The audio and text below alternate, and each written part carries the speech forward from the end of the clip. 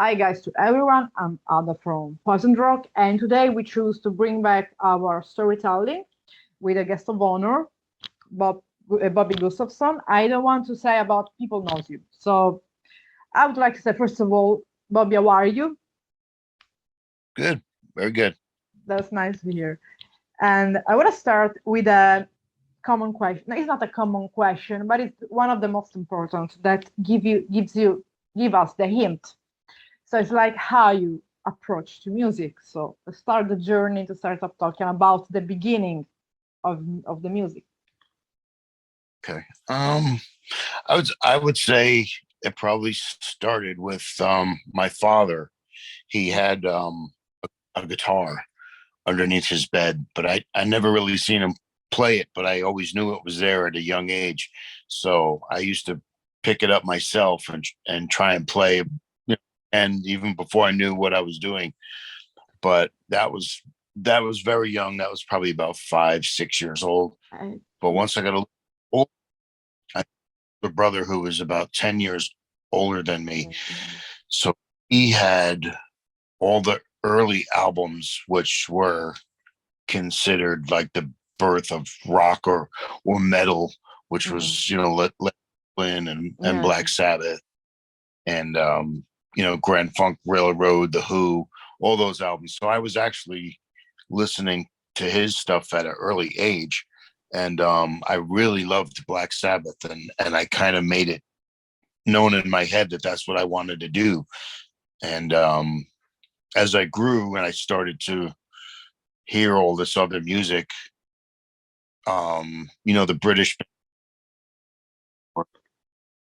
Iron yeah, Maiden, Judas yeah, Priest, yeah, yeah. AC/DC, and all that stuff. So I started to really get a feel for that type of music, and Yeah. then it was just what I love to do since then. Yeah, so basically you started, and there's some, nice memories about your childhood with music. Some, some nice memories that you have, maybe with your parents, with your brothers, some nice memory that you have, of course, related to music. Mhm. Yeah, he was 10 years older than me, so we really, we didn't hang out, we didn't listen to Yeah. albums together. I think he tried to play drums. I even tried to play drums at one point, but I wanted to play guitar more. But just having music constantly around. My mother had played piano, so we Oh, had a piano, that's and beautiful. I used to fiddle with the organ or the piano, and just, it just got my interest sparked, and I just took it from there. So just those memories as a child, you could see Yeah. how it developed. Yeah, of course, that's and when your career as musician, I mean, started. I mean, like I'm not speaking like your professional career, but like the first band, because I know something about dropouts, something like The that. drop Yeah, so about the early beginnings. How about that? that was so that was probably about the late 70s Oh, when the punks uh, happened, like Sex Pistols and yeah, the Dead, well, yeah, like that. That was just like, you know, new wave was there, but this was heavier than new wave because it wasn't keyboards, it was guitar, and those yeah, guys just had attitude, and that's about the time when I was able actually to play. yeah. So at like 15, we did two shows at the same place. It was a bar. I wasn't even old enough to be in the bar. I couldn't drive. My mother had to drop me off, You but we did. Huh? a teenager.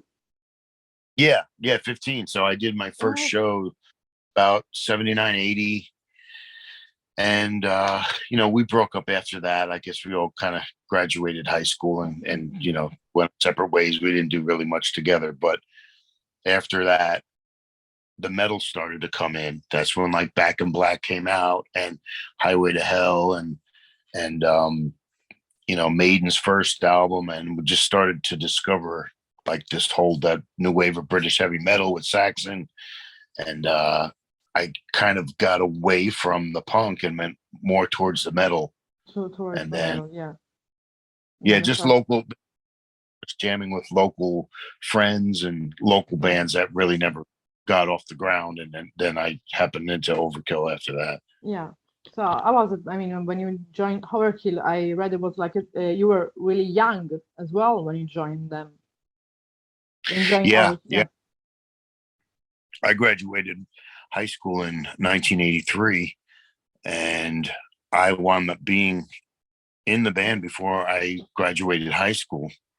So probably the end of 1982 is when I, joined the band. Yeah. And Yes. and I was there. That I mean, this experience because I think that you're as musician, you had a really huge role in that period in the band itself with the Feel and the Fire and the Years of Decay. You had like a big impact on that band. So how was back then in the period at the beginning? Yeah, I mean, they were doing covers. There was a lot of bands that were still doing covers at that point. Even Yeah. Twisted Sister was still Mhm. at the club level. And I just realized early on that some of these bands played the clubs for years, and I didn't want to get stuck in that. I said Good we have to get attitude. rid of the covers and make our own music. Yeah. So that's what we started right away. We started, writing music, and we were able to play out. We did our first show August of 1983. So we were Wow. kind of right there with everybody else. Yeah, that was our first show as Overkill with the four of us. And what about the show? Because it's like a really piece of this is a piece of history, we can say. Yeah, yeah. I mean, that was kind of the birth of Metallica was around, and I guess Anthrax and Exodus and Slayer. We were all just starting out at that same time period. Yeah, yeah. We So just took what we learned from the Judas Priest and the Maiden and the Motorhead, and yeah, for made it sure. a little You heavier, were a little faster. yeah, you were at the beginning, of course, and of Hmm. course, and how do you live? Because of course that period was we can say the glorious period of the Bay Area thrash metal. It was like I mean, it's still today. It's still today with Vio-lence, for example. It's still today it is. But back Hmm. then, do what about those period? How do you live those period? Being a teenager, mainly. Hmm. How did I feel? Yeah, do you live there? Yeah, being a teenager, being in surrounded by all these band or these young guys like you. I was back then. Yeah, I mean, you didn't really even think about it because everybody was pretty much as you. I was the youngest in the band, and most of those guys they were about 6 years older than me. But it was like we didn't really know too much of what was going on everywhere else. We Yeah, just kind of concentrated ourselves. But we heard about John Zazula, and he wanted to start a record label, yeah, and he was working in a market. We used to take our songs to him and our cassette, and he kept pushing. He's like, here, listen to this. This is a band called Metallica. He's like, this is going to be the future. And it was pretty cool just being there at the same time with everybody else. that's amazing. And of course, being Yeah. you've been a really like I said, for personal experience and for what I heard about the fans, especially the people that we can say are really treasure in the soul. You played a huge role in Overkill as well. But of course, after that, you had several projects Mhm. like Group Inch and Screw. So before, of course, joining Vio-lence. So what about this gap between Overkill and Vio-lence? How was your journey in music in these years? Uh, it was good. I was planning on doing my own band, which became Eye for an Eye, but I was still writing songs and putting Mhm. it together. So right after I had left Overkill, my friends from a girl band in New York called Cycle Sluts from Hell, they needed some guitar work because they were in the studio, so they to do a solo. I went in and did a solo for them, and then they asked if I would join. They had like a Motorhead tour on the horizon, and I was Mhm. like, yeah, sure. I'm still trying to do my own thing, but I'm free. So we did that, and then I finally got Eye for an Eye together. I left them and played around the New York area, tried to get them Yeah. going. It wasn't taking off. Um, Billy Milano had asked me to do an MOD record with him, which brought me out to California, and that's how I knew Perry from Vio-lence. Yeah. But Billy gave up on the MOD record, and I stayed in California. I did try to do an Eye for an Eye out here with Tom Hunting from Exodus, Wow. and then I met up with Dave Lombardo, and I was traveling down to LA. We tried to do Grip, but it just wasn't taking off. It was taking too long. Yeah. So I wound up going back to New York, and then I just kind of a little while I moved down to Florida. Yeah. And then I played with some guys that were down here. Response Negative, we wrote some songs, but that wound up not really going anywhere either. So from there, I just got the call from Perry a couple of years ago that they wanted me to play. And of course I said, yeah. And I joined, and then COVID hit. So that kind of put the brakes on. Yes, because you joined before, before the album Lead Word Burns was released. So basically, because you were like, you joined when there was the COVID, the first, we can say the first wave, the beginning of the nightmare. But how do you feel? I was for you joining, but I mean, I joined Vio-lence, and because of course this is also history of the Bay Area metal. How is the relationship with Sean Killian, all these personalities? Because it's a huge band as well. It's great. I mean, we did a couple of shows early on. I think we were probably on our third album. We did a few shows together, and then I think actually on our fourth album we did a few shows together. I mean, they were on Megaforce, so we knew of them, but they were kind of a late '80s band, and unfortunately, once the '90s hit, a lot of bands, took a hard hit. 94 from Seattle. That year's 92, 94, yeah. Yeah. But then, some other bands came out of that where, you've got Pantera and Machine Head, and, they kind of held things, through some of the '90s, but it wasn't until just recently now where everyone's kind of going back and gravitating towards the roots of where it all started. Yeah. They're checking out us, and so many bands have come and gone, like even Sepultura and stuff like that. It's just, they went through that time period, but everyone's like out doing their own thing now. Yeah. And how, because of course you saw, we can say, all the thrash metal scene as well, the metal scene, like growing and transforming and changing, until today. And of course, in this period, especially, I guess in the last 5-6 years, there are a lot of thrash metal bands, especially from Europe, like Evil Invaders, Dust Bolt, a lot of bands which are really good. But of course, they always take influences from your musician like you. I want to say, how do you think is changed thrash? Do you see some difference in the thrash, like the thrash metal like you were at the beginning and thrash metal of today? You see some difference? I think a lot of the bands lately, everyone kind of discovered tuning down their instrument. Like I did Skull Crusher on Years of Decay album, tuned the guitar down, and it made it really heavy. And a lot of bands are doing that now. They're just kind of turning the guitars down to get that heaviness. And I hear a lot more, even like heavier vocals. You don't really have too many singers like the old days. It was more, there's a lot more growling, almost death metal. And out of the bands, you hear a lot more of that, and Phil from Pantera kind of, started that off a little bit. But it's nice that they actually kind of go back. Like people now, because of some TV show, are like rediscovering Master of Puppets, the song, and it's like it charted again. So there's always that circle where things go back and they kind of rediscover the roots and bring stuff out and bring it more forward into the future. But there's so many different styles now where metal had branched off to, just because everybody wants their own identity. It's more power to them. If they, you could see these big festivals, how much variation there is in the bands. Yeah, of course. which is legit, of course. I mean, music evolves as well. And Hmm.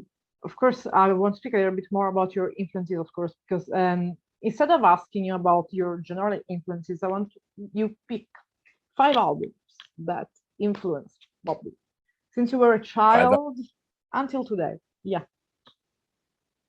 Um, I mean, I would say the first one would definitely be "Paranoid" from Black Sabbath. Okay. Second I mean, one. that was a big, Yeah. and I remember as I was probably developing my guitar playing, um, Back in Black happened to be out at that same time too, and that was still just a phenomenal album. Yeah. And I would definitely say I would give Iron Maiden's first album Okay. that because it really just helped me at that learning point where where you were starting to play. Yeah. I'd like to try and bring it a little bit more up to date and, pick other stuff, but that was kind of my learning curve. Um, It's, can I be would any definitely. genre. Can be any genre of music. Doesn't have to be metal. It's just rock, blues, everything. Jazz. I mean, I used to listen to. I mean, it seems like it's another '80s, early '80s was the Pink Floyd, The Wall. Yeah. I just loved listening to that Mm, album because mm, it was just different and all over the place. okay. And then Last album, and I stopped these questions. People. I'm trying something more up to date, but um, let me see. I mean, I would say it would probably I'd give like say Kill 'Em All from Metallica just Okay. because they happened to beat everybody to the punch and they came out and that was what we were all doing, but they finally got it done before all of us and they were the first ones to come out with it. So that was kind of the benchmark of what was going to be the The, new bands for Slayer, Anthrax, Megadeth, so they were Overkill, like, Exit. yeah, they were basically like the preview of what was going to be. Yeah, it started a new chapter. So I got to give them credit for at Yeah. least that album. Yeah. And of course, now speaking of this is just like we can say that the chilling moment. Now we just let's switch. You are an organizer of a festival, so you can pick a location when you want to do the festival and some band you want to do. It doesn't have to be metal, punk. Just choose band, living band, older band from the past. It can even be Mozart if you want. Just it's up to you. Can be even an I don't know a crazy world, a crazy place, the moon. I don't know. So it's up to you. It's like your own ideal festival or gigs. What what would be my ideal festival? Yeah, or gigs. Yeah, yeah. Okay.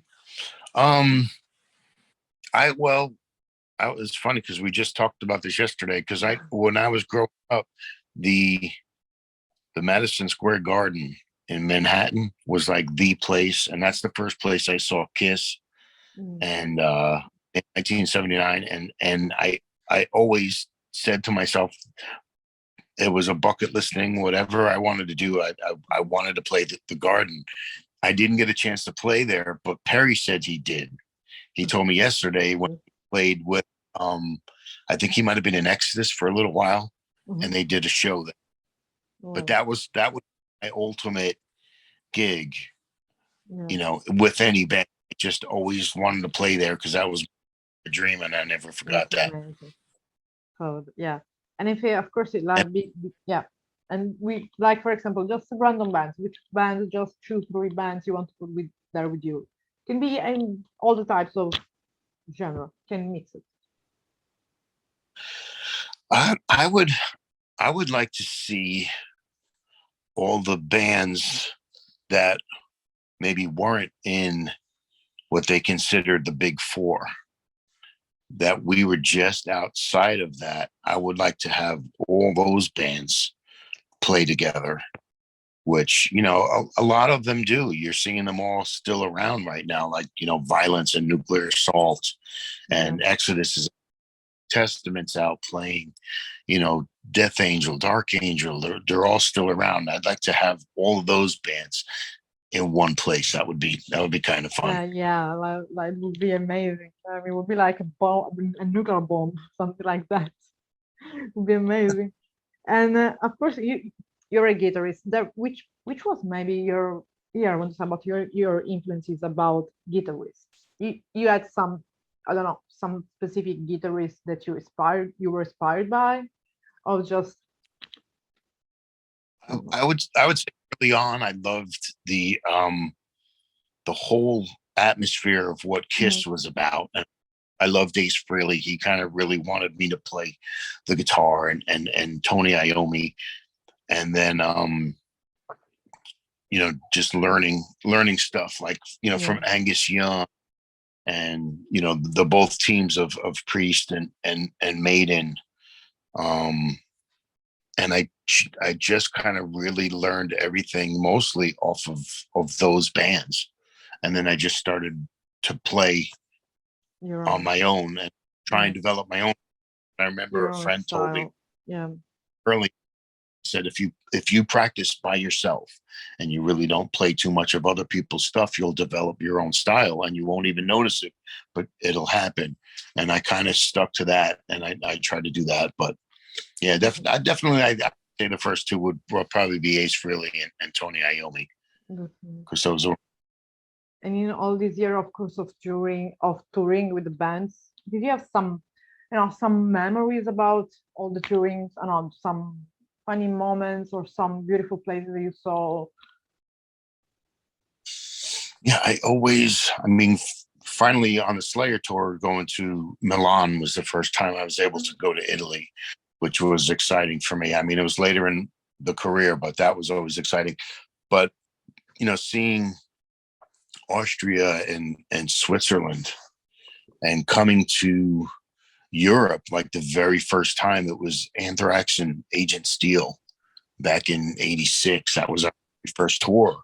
I mean, I think I was 20, and just being on the plane and coming over to Europe after you've only been in the States was like a big, exciting thing for me. Um, we played in Katowice, Poland on the Halloween tour. And we were like, you know, first thrash band, I think they said, from America that actually like went there. And that was pretty exciting. Yeah, So yeah, I mean, most of my best memories were like, you know, coming over to Europe, and now still being friends with people we met, you know, 30 years, or now we still keep in touch through Facebook, which is, you know, it's that's really cool. that's beautiful, because of course before it was different. Before you had to send letters to, or just a phone call. It was different. Now it's easier to Yeah. be in touch. Yeah. Yeah. Now with the internet, I can keep in touch with all these people. Before we were back writing letters to each other, Yeah. you know, communicate. How ancient time it was. I mean, I used to do that as well. I mean, I'm not in my 20s. I'm almost in my 40s. So yeah, I know something about still writing. And of course, about speaking about today, which are your actual plan about your career? Of course, with Vio-lence as well, but as well with your. There's something that you're doing by your own, or just moving just with Vio-lence. I mean, what's the actually and future plan? I'm always writing songs. I'm always, you know, kind of looking to do stuff and play with other people. I mean, I had the Satan's Taint band. Actually, tomorrow is 3 years that last album I did was released. So That's time amazing. like flew. Yeah. Um, Definitely into Vio-lence. You know, these guys are really fun. We all get along, and, you know, we're getting to do these shows, like these shows I never got a chance to do with Yeah. Overkill, because we were such a young band, and they really weren't doing thrash festivals Yeah. yet. So I never got to do it. So I'm finally doing it with Vio-lence. But yeah, I would like to get together with maybe some other musicians that have got a name and really maybe aren't doing anything but would like to, and That's just maybe amazing. people always love new music, so Yeah. you can, And if you would you like know, to give an advice to all these young guys that are holding, the guitar for the first time, what would you say to them? I would tell them honestly, learn how to play, and don't just rely on the computer Yeah. to make your music. Get you Your true words. go in, go in a room together, knock these songs out, learn how to play your guitar, because you should be able to go into the studio and play them. A lot of these bands, when they fake these songs on the computer and they go out on stage, they just don't have it because you haven't put the year playing. And that's what I would say. Really, just practice with your band, Yeah. and just play on your own. Yeah, that's amazing.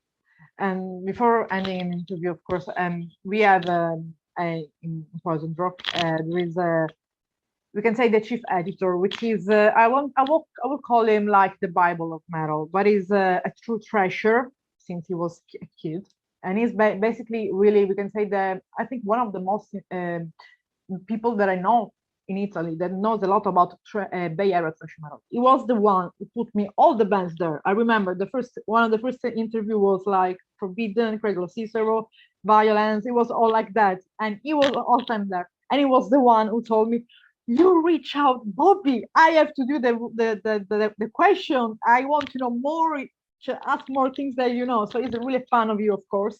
And just if you want to say just an hello to him, his name is Domenico, and it's just really a treasure in the soul, old style. Yeah, Oh, that's nice. yeah. So to say just a greetings to him, I think you were really surprised by that. What was it, Domenico? Yeah, Did you say? yeah, exactly, Domenico. Yeah. Greetings and thank you. That's amazing. And what can I say? Thank you, Bobby, for the interview, and let's hope that will be a chance to see in some festival in Europe with Vio-lence. Would be amazing, because personal Sean as well, and would be amazing because, and always keep doing what you're doing, because having these roots, here, the roots of the thrash metal as well. It's important because all these kids today, all these teenager guys of my age, girls of my age, take inspiration from you. So always never stop to being an inspiration from everyone. Thank you so much. I will. I'll play as long as I can. So thank you so much, and I'll send you all the details for the interview. Thank you so much. It was a really an honor. Yeah. Bye. Bye-bye. Bye.